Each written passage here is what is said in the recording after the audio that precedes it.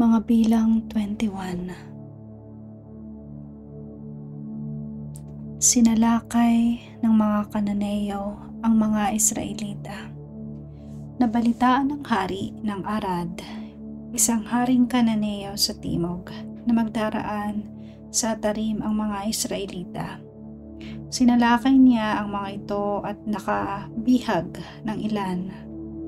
Kaya ang mga Israelita ay gumawa ng panata kay Yahweh. Sabi nila, tulungan ninyo kaming talunin ang mga taong ito at wawasakin namin ang kanilang mga lungsod para sa iyo. Dininig naman sila ni Yahweh, kaya nang mabihag nila ang mga Kananeo ay winasak nga nila ang lungsod ng mga ito. At tinawag nilang Horma ang lugar na iyon. Ang mga makamandag na ahas mula sa bundok ng Hor, nagpatuloy ang mga Israelita patungong dagat na pula upang iwasan ang Edom. Subalit nainip sila sa pasikot-sikot na paglalakbay. Nagreklamo sila sa Diyos at kay Moises, "Inilabas mo ba kami sa Ehipto upang mamatay lamang sa ilang na ito? Wala kaming makain ni mainom. Suyang-suya na kami sa walang kwentang pagkain ito." Dahil dito, pinadalhan sila ni Yahweh ng mga makamandag na ahas at maraming Israelita ang natuklaw na mga ito at namatay. Kaya lumapit sila kay Moises. Sabi nila, "Nagkasala kami kay Yahweh at sa iyo. Ipanalangin mo kami na kanyang paalisin ang mga ahas na ito." Nanalangin nga si Moises para sa Israel at ganito ang sagot sa kanya ni Yahweh, "Gumawa ka ng isang ahas na tanso, ilagay mo iyon sa dulo ng isang mahabang kahoy. Sino mang natuklaw ng ahas at tumingin doon ay hindi mamamatay." Gaanon nga ang ginawa ni Moises, kaya lahat ng natuklaw ng ahas ay tumitingin sa ahas na tanso at hindi nga namamatay. Ang paglalakbay ng Israel sa palibot ng Moab. Ang bayang Israel ay nagpatuloy sa paglalakbay at nagkampo sa Obot. Mula roon nagtuloy sila sa mga guho ng Abraim, sa ilang na nasa silangan ng Moab. Pag-alis doon, nagpatuloy sila sa libis ng Zared. Buhat naman dito ay nagtuloy sila sa kabila ng Ilog Arnon, isang lugar na nasa pagitan ng lupain ng mga Amoreo at ng mga Moabita.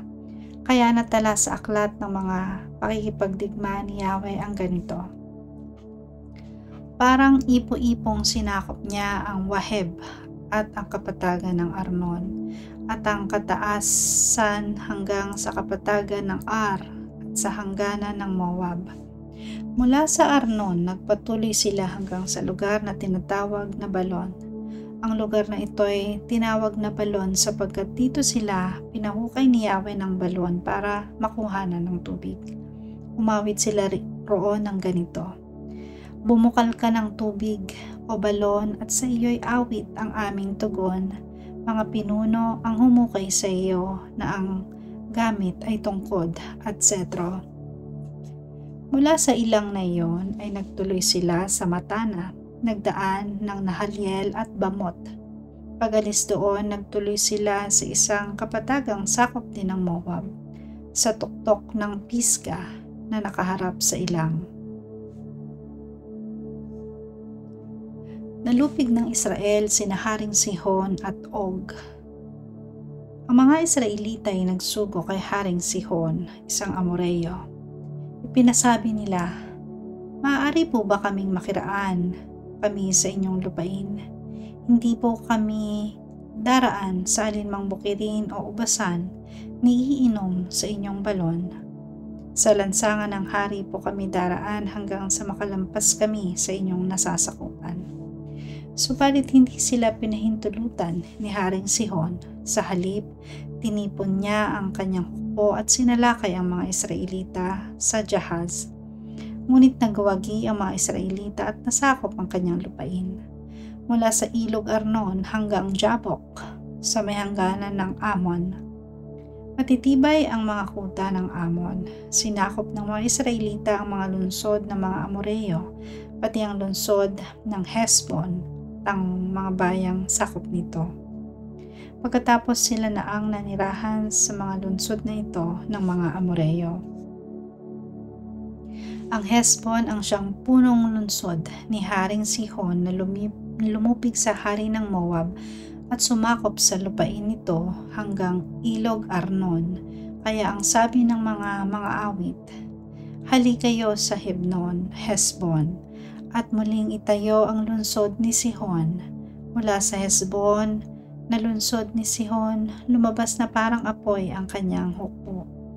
Tinupok nito ang lungsod ng Ar sa Moab at nilamon ang kaburulan ng Arnon.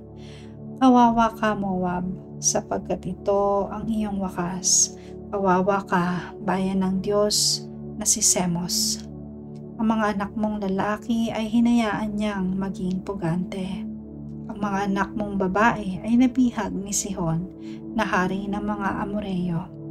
Napuksa pati ang mga sanggol, mula sa Hesbon hanggang sa Dibon, mula sa Nasim hanggang sa Nofa na malapit sa Medeba. Nanirahan nga ang mga Israelita sa lupaing nakuha nila sa mga Amoreo. Pagkatapos si Moises ay nagsugo ng mga espiya sa Jazer at nasakop din nila ito, pati ang mga karatig bayan nito. Pinalayas din nila ang mga Amoreo roon. Hinarap naman nila ang Bashan, ngunit nilabanan sila ni Haring Og sa Edrei. Sinabi ni Yahweh kay Moises, "Huwag kang matakot sapagkat ipapalupig ko siya sa iyo. Magagawa mo sa kanya ang ginawa mo kay Haring Sihon ng Hesbon." Napatay nga nila si Og, ang mga anak nito at ang lahat ng kabayanan nito. Wala silang itinirang buhay. Sinakop nila ang lupaing iyon.